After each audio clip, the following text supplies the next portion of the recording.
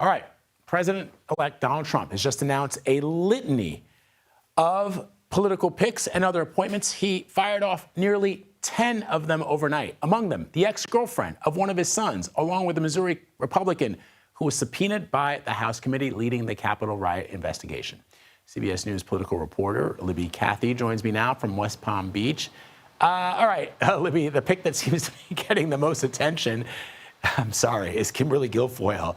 What did the president ask her to take on?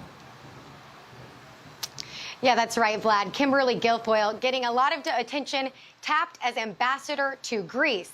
Now, Guilfoyle was the former girlfriend to Donald Trump Jr., the eldest son of the president-elect. But they have not been spotted together in several months now. She was a staple on rallies, at debates. You remember the I forget her famous quote. But anyway, Kimberly Guilfoyle spoke at the RNC, getting a lot of attention.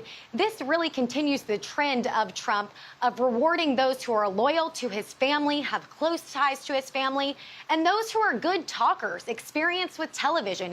Guilfoyle, a former Fox News host as well. And if you go a few years back from that, you also remember she was the wife of Democrat Governor Gavin Newsom.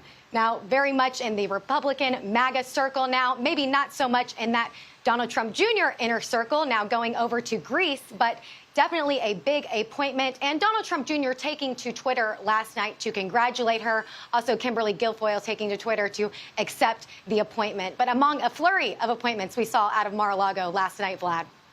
Yeah, she still has to get through that Senate confirmation. We'll see what happens there. Let's talk about the other 4 different ambassadors that the president-elect has named. 2 FTC officials, the Office of Management and Budget posts. Who are some of these other folks? Yeah, let's talk about the Office of Management and Budget. That is at the White House. That is a really coveted position because you are going to the White House every day. And continuing this trend of elevating those from the Republican House of Representatives that slim majority Republicans have. Speaker Mike Johnson has said, please stop tapping my picks. But Trump continued to do that again. North Carolina Congressman Dan Bishop is going to be in the Office of Management and Budget. And also Ed Martin. This may not be a household name, but absolutely notable because Martin was subpoenaed by the January 6th committee because he was at the Capitol on January 6, 2021. He is a leader in this so-called Stop the Steal movement. Obviously, President Joe Biden was elected president in 2020, but he does not subscribe to that belief. And he's going to be chief of staff at OMB. So continuing this trend of appointing those who are just absolutely fervently loyal to Trump, sometimes despite the facts. And those, the Office of Budget and Management, you do not have to have a Senate confirmation. They will just be going over to the White House, Vlad. You know, it's interesting. This is much different from the first Trump administration, where he was relatively cautious in making his appointments.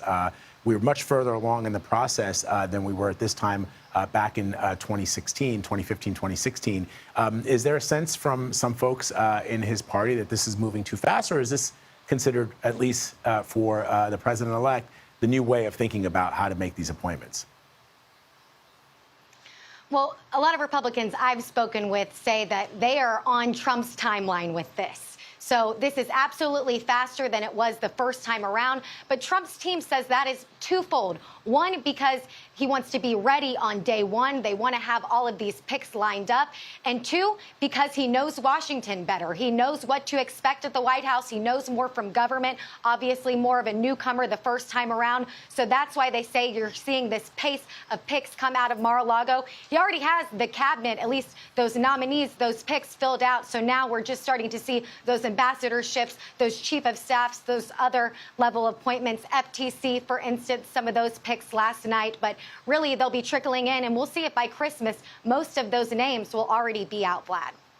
All right, Libby Cathey for us this morning. Libby, thank you, as always. Appreciate it.